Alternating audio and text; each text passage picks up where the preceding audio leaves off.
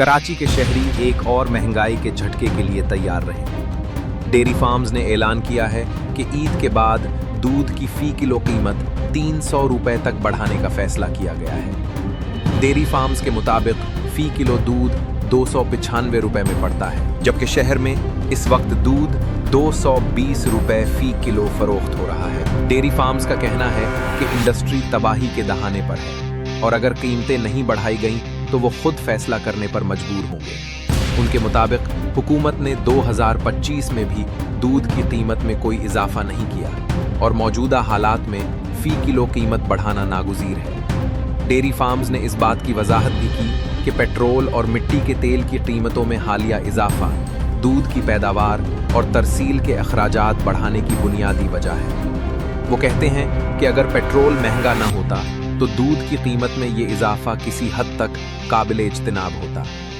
नायब मेयर कराची ने खबरदार किया है कि अगर अवाम को दूध महंगा बेचा गया तो सख्त कार्रवाई की जाएगी। सिंध हुकूमत की तर्जुमान सादिया जावेद ने कहा है कि जो भी एसोसिएशन दूध की कीमतें बढ़ाएगी उसके खिलाफ कार्रवाई की जाएगी। उन्होंने मजीद कहा कि दूध की कीमतों के तयन का इख्तियार कमिश्नर कराची के पास है। माहिरीन का कहना है कि दूध की कीमत में इजाफा सिर्फ आगाज है।